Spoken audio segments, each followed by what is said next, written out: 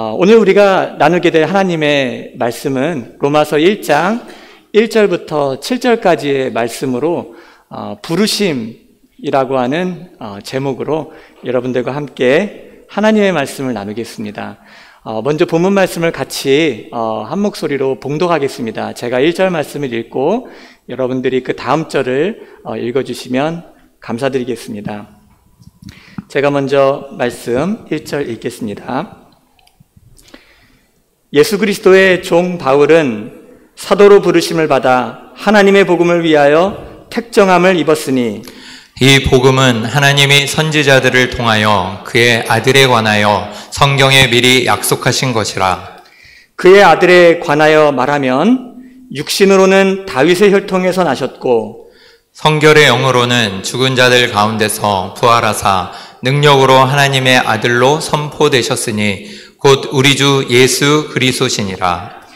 그로 말미암아 우리가 은혜와 사도의 직분을 받아 그의 이름을 위하여 모든 이방인 중에서 믿어 순종하게 하나니 너희도 그들 중에서 예수 그리스도의 것으로 부르심을 받은 자니라. 함께 읽겠습니다.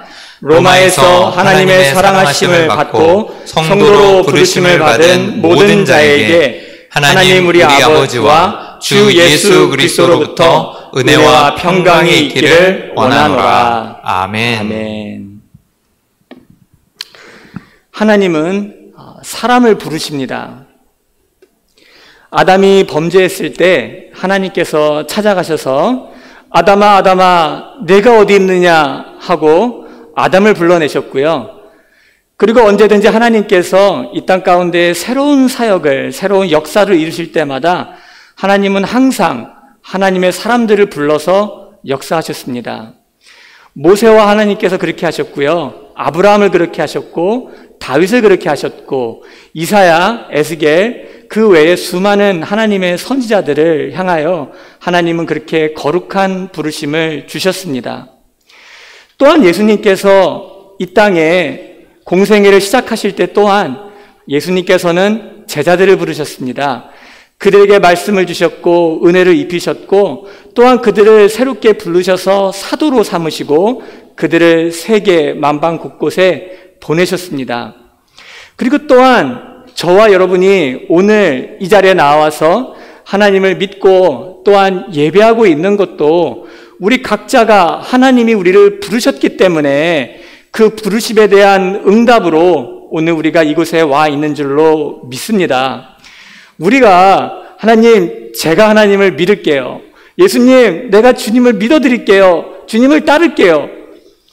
이렇게 우리가 자원을 해서 주님을 믿게 된 것이 아니라 성경을 보니까요, 하나님께서 우리 각자에게 대한 개인을 향한 부르심을 주셨기 때문에 그것에 대한 반응으로 우리가 주님을 믿게 되고 오늘 이 자리까지 나오게 됐다라고 성경은 우리에게 말씀하고 있습니다. 성경에 보면 이런 하나님의 부르심에 대해서 몇 가지 특징들을 볼 수가 있습니다.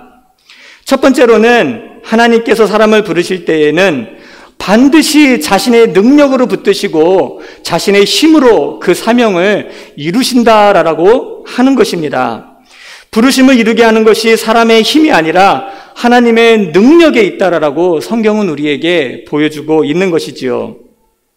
또한 두 번째로 하나님께서 사람을 부르실 때에는요, 조건 없이 부르시는 거고요. 또한 돌이킬 수 없는 부르심이고요. 그리고 좌절될 수 없는 그러한 부르심인 것을 우리에게 말씀해주고 있습니다. 우리에게 속한 그 어느 것 때문에, 그 무엇 때문에 우리를 부르시는 것이 아니라 또한 그렇기 때문에 한 번 부르시면은요, 후회함이 없다라고 그렇게 성경은 하나님의 부르심에 대해서 말씀하고 있습니다. 처음 주님께서 저와 여러분을 부르셨을 때에 엄청난 은혜와 꿈과 비전을 가지고 주님께서는 큰 사랑으로 우리를 부르셨을 줄로 믿습니다. 근데 이렇게 오랜 시간이 지나고 난 지금까지도 하나님은 여전히 신실하시고요. 처음 우리를 불러서 구원하시고 이 붙드셨던 그 순간부터 지금까지 우리 부르심에 대해서 후회하고 있지 않으십니다. 돌이키지 않으신다라는 말씀이시죠. 세 번째로 하나님의 부르심은 하나님의 일하심에 우리로 하여금 참여하게 하시고 그 은혜를 받고 누리게 하려고 우리를 부르신다라는 겁니다. 하나님의 능력이 모자라서 사람이 없어가지고 우리가 아니면 안 돼가지고 야, 좀 일로 와. 이거 네가 아니면 안 돼. 네가 꼭 해줘야 돼. 이렇게 우리에게 말씀하시는 것이 아니라 하나님의 역사를 경험하고 하나님을 경험하고 하나님의 능력을 맛보고 그의 은혜를 누리도록 하나님께서는 우리를 부르시고 그리고 우리에게 하나님의 일들을 맡기신다라고 하는 것입니다. 네 번째로는 하나님께서 사람을 부르실 때에는 그래서 항상 개인적으로 다가오시고 회개와 믿음, 구원과 섬김 이 모든 것들을 다 동시다발적으로 simultaneous하게 주님께서는 큰 부르심으로 우리에게 부르신다라고 하는 사실입니다. 그래서 빌립보서 3장 14절에서는 이 부르심이 위의 부르심이다 라고 우리에게 말씀하고 있고요. 히브리서 3장 1절에서는요 이것은 하늘의 부르심이다 라고 그렇게 우리에게 말하고요. 갈라디아서 5장 13절에서는 우리를 자유함으로 부르신 하나님의 부르심이다 라고 그렇게 선포하고 있고요. 데살로니가 전서 2장 12절에서는 영광 가운데로 우리를 부르신 영광스러운 부르심이다 라고 하나님께서는 우리에게 말씀해 주시고 있습니다. 오늘 주님을 예배하러 온 이곳에 계신 우리 모든 성도님들이 이러한 주님의 부르심을 받고 오늘 이 자리에 서 계신 줄로 믿습니다. 저도 하나님께서 저를 향한 그 부르심을 생각해 볼 때에요. 참 제 마음이 깜깜했고 어두웠고 아무것도 몰랐을 때 주님께서 저를 부르셨던 것 같습니다. 제가 한 15살, 16살 미국에 와서 생활하던 어느 날 주님께서 저를 찾아오셔서 저를 부르셔서 구원을 시켜주셨는데요. 참 놀랍게도요, 여러분. 그 수많은 시간, 15년, 16년을 교회에서 살았어요. 성경 말씀 정말 끝도 없이 들었고요. BBS, 성경 공부, 특별 집회, 부흥회 다 참석했어요. 그랬는데도요, 여러분, 얼마나 제 눈이 어두웠는지요. 예수님은 그냥 세상을 구원하러 오신 분이지, 이 정도로는 알았지만은, 정말 그것이 제 마음에 다가오지는 않았습니다. 근데 주님께서 저를 부르시게 되니까요, 그렇게 깜깜하고 어둡고 차가웠던 제 마음이 눈 녹듯이 녹고요. 얼마나 펑펑 주님의 사랑 앞에 눈물을 흘리고 울었는지 모르겠습니다. 여러분도 그런 주님을 만난 감격이 있는 줄로 믿습니다. 그분께서는 우리의 눈을 뜨게 해주셨고요. 그리고 저항할 수 없는 그러한 주님의 소명 앞에 우리의 자원하는 기꺼이 드리는 마음으로 주님, 제가 할게요. 주님, 그 주님을 위해서 내가 해드릴게요. 나를 보내주세요. 라고 주님께서는 고백하게 하셨습니다. 그러한 고백이 우리의 고백인 줄로 믿습니다. 근데 오늘 본문 말씀을 보니까요, 이러한 하나님의 우리를 부르시는 부르심은요, 오늘 말씀에서 표현하기를 1장 6절에 그리스도의 것이 되기 위해서 너희를 불렀다라고 오늘 성경은 우리에게 말씀해 주시고 있습니다. 1장 6절에서 바울이 말합니다. 너희도 그들 중에서 예수 그리스도의 것으로 부르심을 받은 자니라 라고 그렇게 말하고 있습니다. 아주 구체적이고 분명한 목적이 있는 부르심입니다. 여러분은 이 예수 그리스도의 것이 되기 위하여 하나님이 여러분을 부르셨다라고 하는 이 말씀의 뜻이 무엇이라고 생각하십니까? 오늘 이 아침 몇 가지로 짧게 여러분들과 함께 그 의미들을 되새겨 보았으면 좋겠습니다. 첫 번째로 우리가 예수님의 것으로 부르심을 받았다라고 하는 말의 뜻은 우리가 새로운 신분으로 부르심을 받았다라고 하는 말씀입니다. 예수 그리스도의 것이란 이제는 우리가 예수님의 소유가 되어 그분 안에 속하고 그분이 행하신 그러한 모든 일들 가운데에 이제는 그것들이 우리의 것이 되기 위하여 주님께서는 우리를 예수님의 것으로 불렀다라고 하는 의미입니다. 2절부터 오늘 본문 말씀 우리가 살펴보니까요, 그 아들, 이 하나님의 복음은요, 그 아들 예수에 관한 것인데, 이 아들에 관하여서는 오늘 말씀에 보니까요, 모든 구약의 말씀들이 그에 대하여 기록이 되었다라고 말씀하고 있습니다. 구약의 모든 약속들을 옷을 입으시고 우리를 찾아오신 분이시고요. 그리고 이 예수님은요, 하나님의 아들로서 참 하나님, 참 빛 되신 그분께서 시간과 공간 속에 우리를 찾아오셔서 참 하나님과 참 사람이 연합되어 하나가 되신 바로 그분 예수 그리스도라고 우리에게 말씀해 주시고 있습니다. 그분이 우리를 위하여 십자가에서 달려 돌아가셨고요. 그분이 우리를 위하여 죽은 자 가운데서 사흘 만에 다시 살아나셨고요. 그분이 우리를 위하여 죽은 자 가운데서 살아나 하늘에 승천하셨고요. 그리고 그분은 우리를 위하여 오늘도 하나님 아버지의 우편 보좌에 앉아 계시고요. 그리고 장차 산자와 죽은 자를 심판하시기 위해서 이 땅에 다시 오실 만왕의 왕이십니다.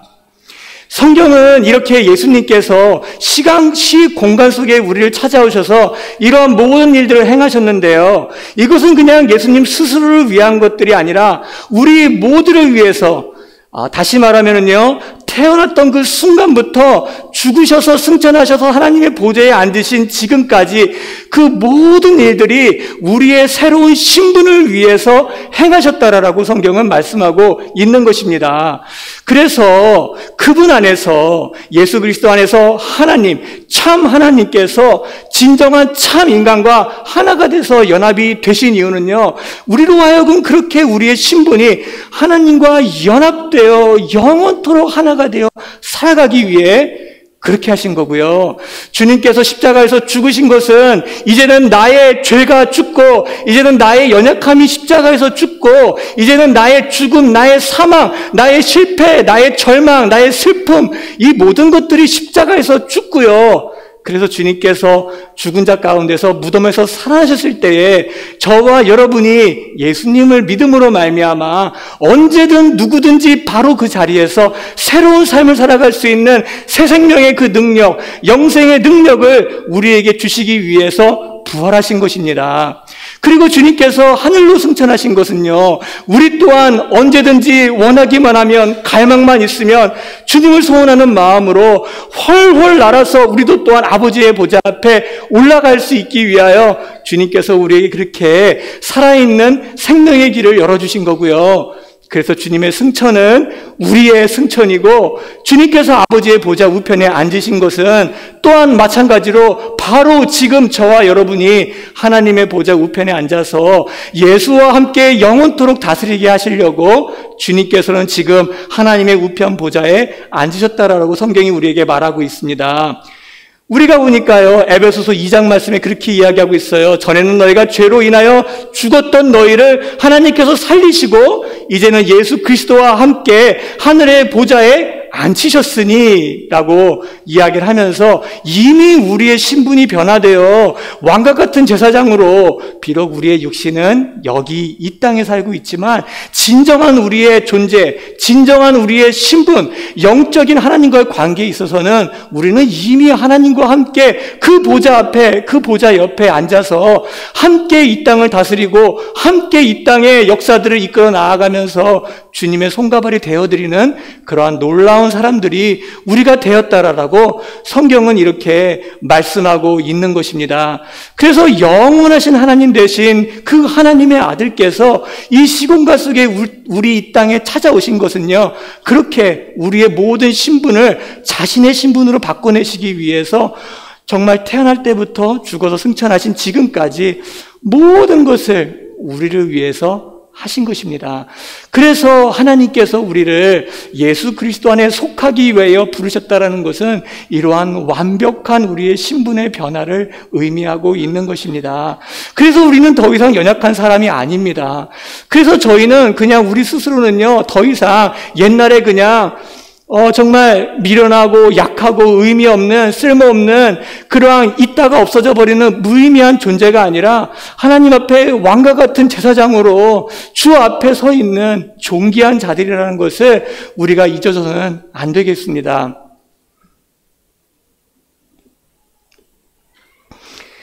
그래서 두 번째로 우리가 예수 그리스도의 것으로 이렇게 부르심을 받은 것은요, 우리의 신분이 변화되었을 뿐만이 아니라 그렇게 예수와 연합되어 하나님의 사랑을 받는 자들, 하나님의 사랑을 받는 사랑하는 자가 되기 위해서 우리를 부르셨다라고 하는 것입니다. 오늘의 제목이 부르심이라고 하는 제목을 썼잖아요. 다른 말로 하면 소명이잖아요. 우리가 소명을 생각하면 그래, 어떤 위대한 일을 하는 거지, 우리가 선교사로 나가거나 어떤 위대한 사역을 우리가 주님을 위해 해드리는 어떠한 그러한 것들을 우리는 보통 소명이라고 이야기하고 있지 않습니까? 근데 바울은 우리에게 얘기하기를 우리가 예수님의 것으로 속한 이유는요, 사랑받기 위해서, 사랑받기 위해 주님의 것이 되었대요. 그렇잖아요? 우리 좋아하는 찬양이 있지 않습니까? 무슨 찬양이죠? 당신은 사랑받기 위해 태어난 사람. 그런 찬양이 있듯이요, 우리가 예수 것으로, 예수의 것으로 부름받은 것은요, 이렇게 이제는 아버지의 사랑을 받는 사람들이 되기 위해서입니다. 요한복음 17장 24절과 26절 말씀에 보니까요, 예수님이 기도 가운데에 이러한 마음을 우리에게 보여주시고 있으세요. 제가 한번 읽어드릴게요.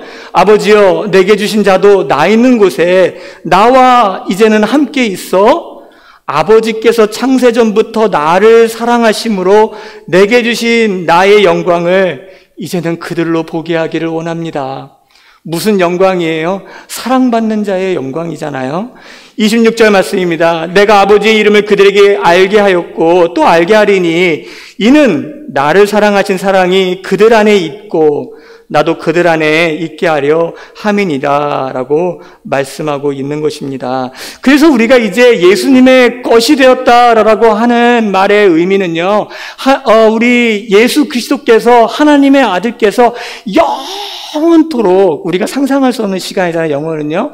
그 영원토록 아버지와 아들과 이 성령의 완전하신 관계 속에서 그 풍성하게 누렸던 그 사랑을 이제는 우리가 아버지로부터 받게 하시려고 주님께서는 우리를 당신의 것으로 삼으신 겁니다. 로마서 1장 7절에 그래서 말하고 있잖아요. 로마에서 하나님의 사랑하심을 받고 이렇게 말하고 있습니다. 그리스도인이 되었다는 것은 하나님의 사랑을 받고 살아간다라는 그러한 삶이 됐다라는 의미죠. 그래서 바울은 로마서 9장 23절부터 26절에 걸쳐서 이 우리가 받게 된 사랑, 예수 안에서 누리게 된 사랑을 또 이렇게 표현하고 있습니다. 한번 말씀 보이시면은요, 같이 한번 한 목소리를 읽어볼까요? 시작. 또한 영광 받기로 예비하신 바 긍휼의 그릇에 대하여 그 영광의 풍성함을 알게 하고자 하셨을지라도 무슨 말을 하리요? 이 그릇은 우리니 곧 유대인 중에서뿐 아니라 이방인 중에서도 부르신 자니라. 호세아의 글에도 이르기를 내가 내 백성 아닌 자를 내 백성이라 사랑하지 아니한 자를 사랑한 자라 부르리라.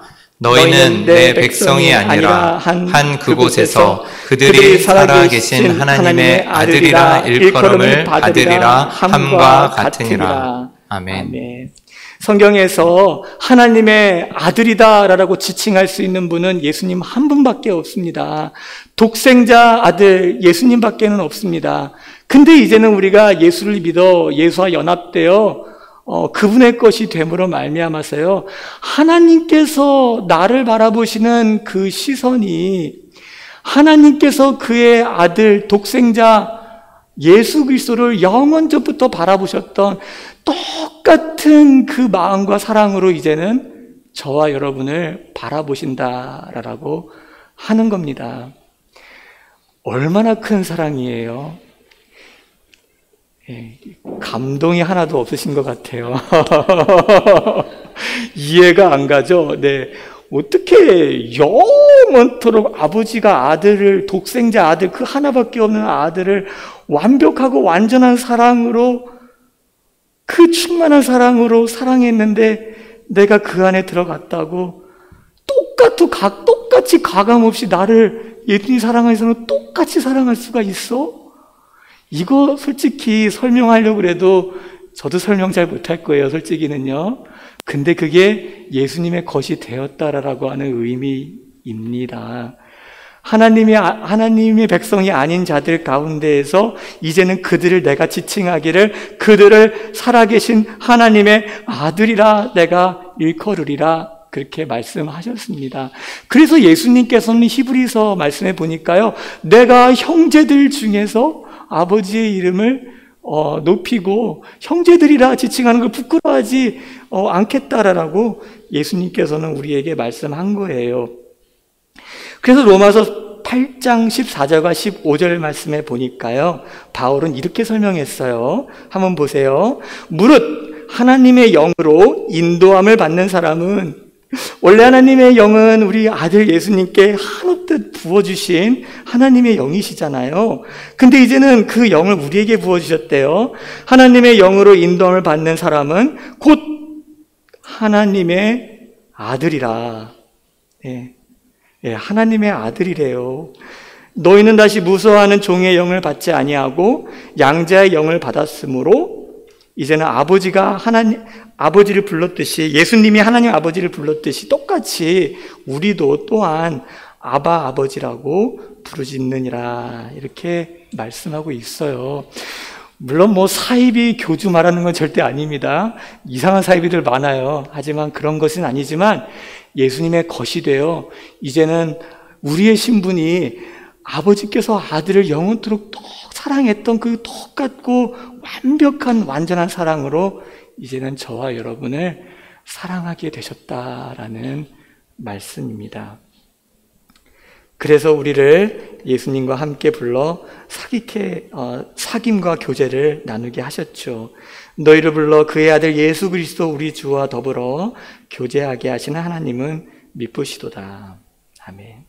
예수의 것이 되었다는 것은 이제는 우리도 그분 안에서 아버지의 완벽한 사랑을 받게 되었다는 의미입니다. 우리의 행위로 말미암는 것이 아니라 예수님을 믿음으로 말미암아 우리 안에 일어난 놀라운 신분의 변화라는 것이지요.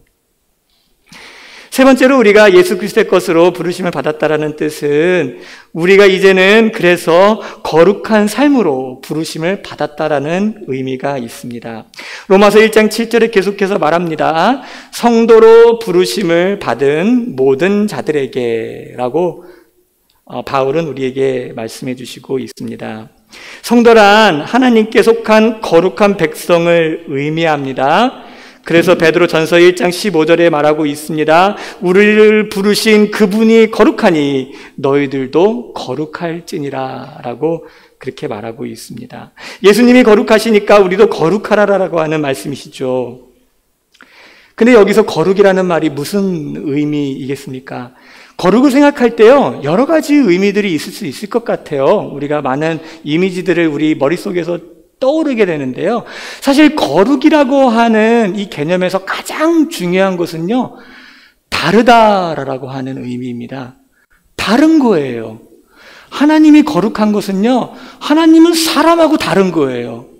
그리고 하나님이 거룩한 것은요, 세상하고 다른 거고요. 세상이 그 어느 것과도 다른 게 바로 하나님의 거룩이라는 거예요. 그래서 이사야서 6장에서요, 천사들이 하나님을 보면서 그 존전에서 찬양하고 외쳤던 그 말이요, 거룩하다, 거룩하다, 거룩하다, 만군의 주 여호와여, 주의 영광이 온 땅에 충만하도다 라고 그렇게 이야기를 했습니다. 거기서 이 천사들이 고백한 거룩하다라고 하는 의미는요, 하나님은 다르신 분입니다. 하나님은 다릅니다. 하나님은 다르십니다. 사람들하고 다르시고요, 세상하고 다르고요, 이 땅의 모든 것하고 다른 분이 하나님이십니다. 주님과 같은 분은 아무도 없고요, 주님만이 독보적이고요, 주님만이 위대합니다. 주님은 다르신 분입니다. 그렇게 고백한 겁니다. 그래서 그 고백 안에는요, 이런 의미가 내포되어져 있겠지요. 그분의 사랑은 다른 거예요. 사람의 사랑은 끝이 나고 사람의 사랑은 조건적이고요. 어떤 그 사람의 사랑 받을 만한 어떤 것에 근거해서 우리가 그 사람을 사랑하겠지만 하나님의 사랑은 다른 거예요. 그래서 우리가 실패하고 우리가 잘못을 저질러도 하나님의 사랑은 변하지 않는 거예요.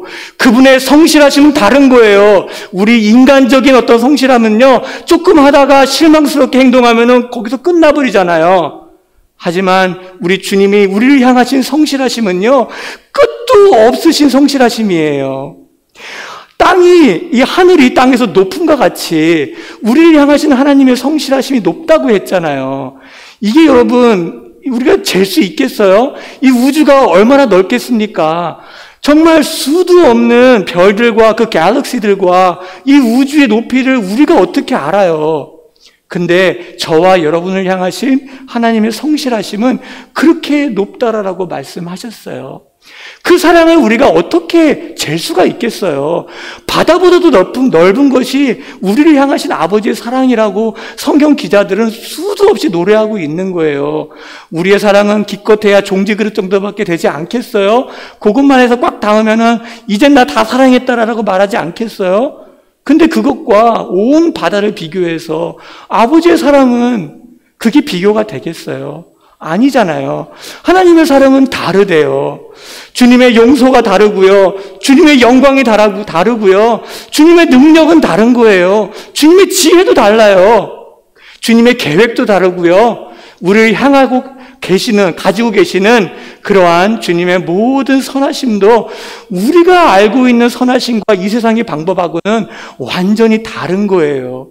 그러니까 주님을 만난 모든 사람들의 고백들은 이 천사처럼요, 할 수 있는 말은 그거밖에 없었던 것 같아요. 오, 거룩하다, 거룩하다, 거룩하다. 만군의 주 여호와여. 그냥 거룩한 거예요. 할 수 있는 말이 없는 거예요. 압도된 거예요. 그분의 사랑과 영광 앞에요.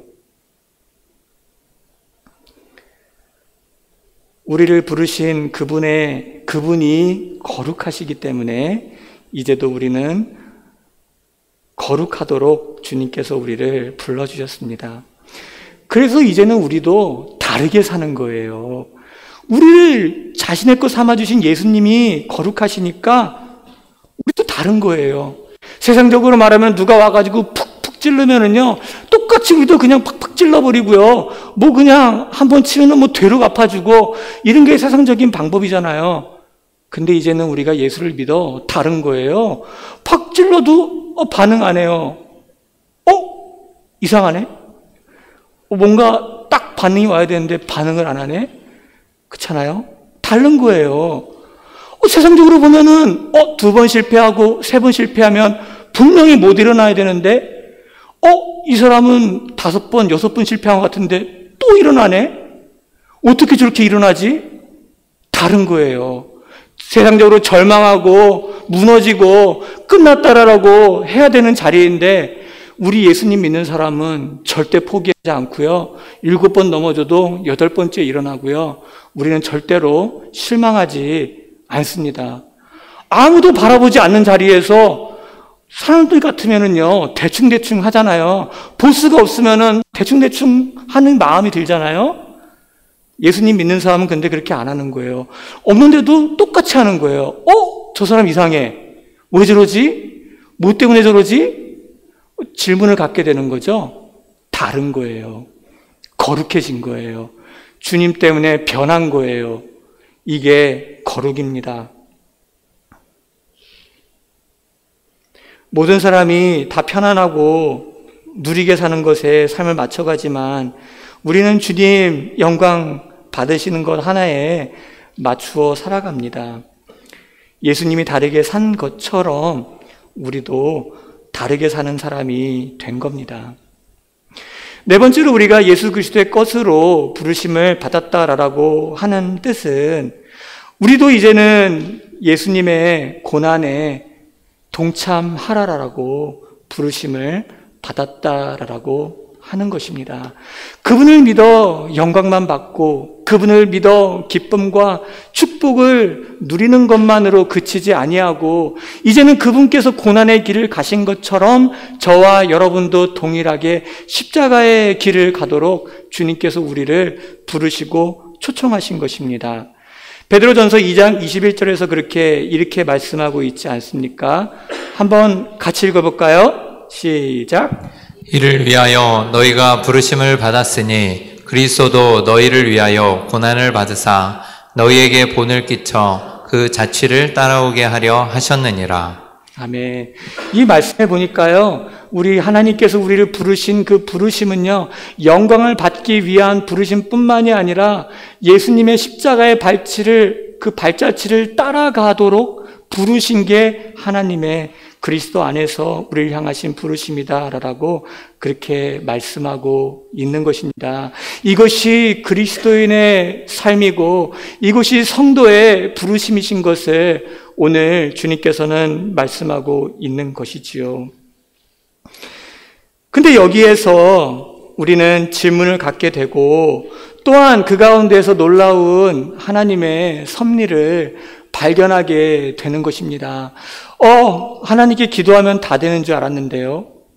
주님께 기도하면 주님께서 기도응답 다 들어주시고 우리를 모든 환난과 역경에서 건져주시는 줄로 또 지켜주시는 줄로 알았는데요. 왜 이렇게 내 삶에 아픔이 있어요? 내가 왜 지금 이런 일을 당해야 돼요? 왜 망하게 됐죠? 왜 실패하게 됐죠? 왜 이런 힘든 일을 주님께서 주셨죠? 하면서 우리는 이상하게 생각할 때가 있습니다. 인생을 살아오면서 크고 작은 역경들을 우리는 겪으면서 어느 정도 그의 안에 숨겨져 있는 하나님의 뜻을 우리는 알았다라고 생각할 때가 있습니다. 그래서 그랬겠지. 이런 어려움들은 하나님이 이런 뜻들을 이루기 위해서 우리에게 주셨겠지라고 어느 정도 생각하면서 그러한 것들을 우리는 이겨낼 때가 있었습니다. 하지만 인생에서요, 상상하지 못한 어려움이 닥쳤을 때에 정말 그 가운데서 주님의 뜻을 들여다보지 못하는 때가 있습니다. 이거 분명 뜻 없을 텐데. 이거 분명 실수 아니야? 이거 완전 의미 없는 걸 텐데. 이게 어떻게 의미가 있을 수가 있어? 어떻게 이게 하나님의 뜻일 수가 있어? 아무리 생각해봐도 이건 하나님 뜻 아니야. 라고 우리는 하나님 앞에 우리가 당한 역경과 고난에 대해서 질문을 갖게 될 때가 많이 있는 거예요. 하지만 오늘 말씀에 보니까요, 우리가 예수님의 제자가 되어서 그분의 섭리와 통치를 믿으며 따라갈 때에도 주님께서 믿는 자들에게 십자가의 길을 주고 아픔의 길을 주고 또한 고난에 동참하도록 우리를 부르셨다라고 하는 거예요. 근데 거기에 하나님의 섭리가 있다라고 이 베드로 사도는 베드로전서 5장 10절에 말씀하고 있습니다. 이렇게 말씀이 나오고 있습니다. 제가 읽어보겠습니다. 모든 은혜의 하나님 곧 그리스도 안에서 너희를 부르사 자기의 영원한 영광에 들어가게 하시니까 잠깐 고난을 당한 너희를 친히 온전하게 하시며 굳건하게 하시며 강하게 하시며 터를 견고하게 하시리라. 아멘. 이렇게 베드로 사도가 말하고 있습니다. 우리가 잠시 당하는 고난에 4가지 이유를 여기에서 말씀해 주고 있는데요. 첫 번째로는요, 그것은 바로 우리를 온전하게 한다라고 말하고 있습니다. 온전하게 한다라는 말은요, 완벽하게 이룬다라고 하는 말입니다. 우리가 찬양 부르듯이 그날에 우리를 이루실, 그렇잖아요? 그런 찬양이 있는 것처럼 Bring it to completion. 우리를 완전한 데 이르기까지, 그래서 부족함이 없는 하나님의 자녀가 될 때까지 그 일을 이루는 것이 영광을 맛보는 것이 아니고요. 그냥 단순히 은혜를 받는 게 아니고요. 고난을 지날 때 주님께서는 우리를 온전하게 하신다라고 말하고 있습니다. 영어로는 thoroughly bring it to its designed purpose. 완전하게 계획하신 그 목적을 이루도록 하신다는 것입니다. 철저하게 세밀하게 모든 부분을 빠짐없이 우리로 온전하게 만드시려고 잠깐 동안 고난을 받게 하신다는 거죠. 또 말씀합니다. 그것은 우리를 굳건하게 한다라고 말합니다. 굳건하다는 뜻이 뭐예요? 굳건하다라고 하는 말은요, 딱 한 자리에서 흔들리지 아니하고 딱 거기에 고정되어 서 있을 수 있게 되는 것. 그것이 바로 굳건하다라고 우리는 표현합니다. 주님께서 부르신 대로 우리가 살아가도록 흔들리지 아니하게 그 자리에 굳건하게 세우시려고 주님께서는 우리에게 고난을 주신다라는 말씀입니다. 고난을 지나가지 않으면 절대로 주님의 사명을 이루어 드릴 수가 없습니다. 고난을 지나지 않은 사람들은 다 떠나갑니다. 하지만 고난을 겪은 우리들은 끝까지 그 자리에 남아있고 끝까지 그곳에서 주님의 뜻을 이루어 드릴 수 있는 그러한 기둥과 같은 사람이 될 수가 있습니다. 바울이 그랬잖아요. 다 떠나갔다. 그렇잖아요? 하지만 모든 사람이 떠나가도 주 옆에 있는 사람으로 주님이 우리를 세우시려고 우리에게 고난을 주셨습니다. 세 번째로는요, 강하게 하시며 라고 말하고 있습니다. 고난을 당하면 우리가 강하게 된대요. 강한 게 무슨 말이에요? 이거는 우리의 속사람이 강건하게 된다는 뜻이에요. 튼튼하게 된다는 뜻이에요. 힘이 생긴다는 말이죠.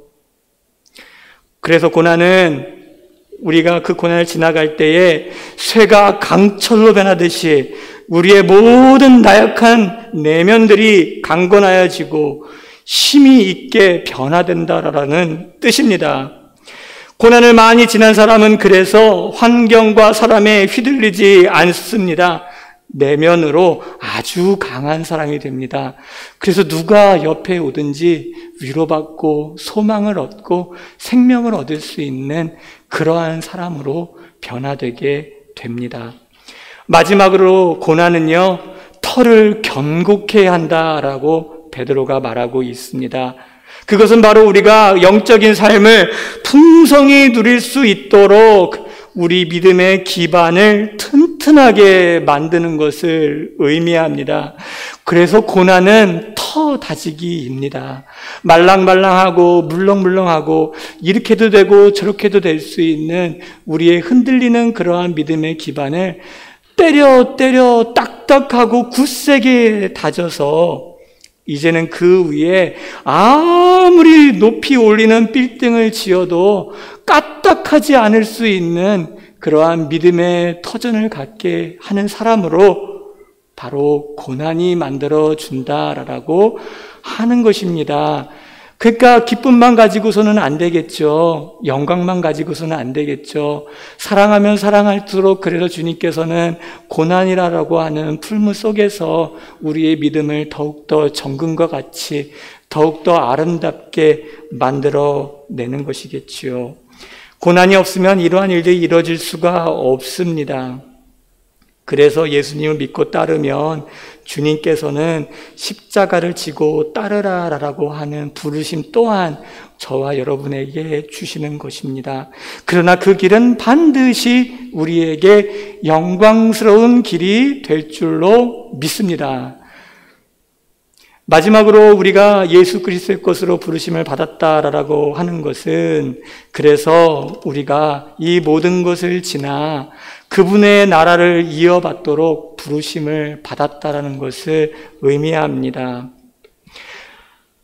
다니엘서 7장 18절 말씀에 성도라고 하는 이제 말이 나오게 되는데요. 아마 바울은 그 수많은 서신에서 믿는 자들에게 그들을 성도다라고 부르면서 분명히 다니엘서 7장 18절 이 말씀을 염두에 두고 그들을 불렀을 것이라 생각합니다. 말씀하기를 이렇게 말합니다. 지극히 높으신 이의 성도들이 나라를 얻으리니 그 누림이 영원하리라 라고 말씀하고 있습니다. 그래서 성도는 그렇게 눈물 골짜기 지나 거치고 험한 이 세상, 죄로 가득한 이 세상, 십자가 짊어지고 십자가 붙들고 따라갈 때에 결국 하나님이 준비하신 모든 영광, 주님이 예비하신 그 나라의 모든 영화, 그것들을 다 그 아들 예수와 함께 받아 누리게 되는 하나님의 아들, 딸로서 주님께서는 우리를 세우셨고 부르셨고 약속하셨습니다. 이것이 바로 오늘 저와 여러분들의 모습이고 이것이 예수 그리스도 안에 있는 저와 여러분들의 부르심입니다. 하나님께서 자신의 주권과 능력으로 반드시 약속하신 이 모든 것들을 우리 가운데에 이루실 것입니다. 약할 때 있지만요, 넘어질 때 있지만요, 십자가만 바라보면 우리는 다 승리하고 이겨내고 다 일어설 수 있습니다. 신앙생활 잘하는 것이 무엇이겠어요? 신앙생활 잘하는 거는요, 십자가 잘 바라보는 거예요. 신앙생활 잘하는 것은요, 예수님 잘 바라보는 거예요. 그분이 나를 위해 죽으셨지, 그분의 피가 내 모든 죄를 깨끗하게 씻어줬지, 그래서 이 흉측한 내 모습도 영화롭게 바꾸셨지, 그래서 내가 아버지 하나님께 완전하게 완벽하게 100% 사랑받는 사람으로 나를 바꾸어 주셨지 라고 하면서 언제든지 순식간에 어두움에서, 죄악에서, 근심 걱정에서 우리의 생각을 바꾸어 예수님과 연합할 수 있는 것, 주님 바라볼 수 있는 것, 그것이 바로 신앙생활 잘하는, 주님만 매달리는 그러한 우리 모습이 되는 줄로 믿습니다. 우리를 향하신 우리 하나님 아버지의 사랑은 영원하게 그 아들을 향하신 완벽하신 사랑으로 우리를, 저와 여러분을 오늘 사랑하십니다. 예수님께서 거룩하셔서 그래서 이제 우리도 자꾸 다르게 살아가는 사람, 또 행복하게 그렇게 살아갈 수 있는 사람이 되었습니다. 예수님이 십자가의 길을 가셨기 때문에 이제는 우리도 우리의 모든 당한 고난들을 영광스럽게 끌어안을 수 있는 그러한 사람들이 되었습니다. 당신 때문이야. 이거 너 때문이야. 네 때문에 널 만나갖고 내가 이렇게 됐어. 뭐 그게 아니라요. 영광스러운 거예요. 여보 고마워. 당신 때문에 내가 이렇게 주님을 잘 믿게 되네. 여보 너무 고마워. 사랑스러워지는 거예요. 인간적으로 보면은 왼수 덩어리고 뭐 막 그냥 X용 나가고 싶고 막 그런데요. 그 사람 때문에 그래도 내가 이 정도 그냥 신앙생활 오늘 하고 있는 거예요. 그러니까 사랑해주고 아껴주고 쓰다듬어주고 품어줄 수 있게 되는 거예요. 고난을 통해 내가 완전해지고 흔들리지 않게 되는 거예요. 속사람이 강건해지고 내 터전이 튼튼하게 되어지는 거예요.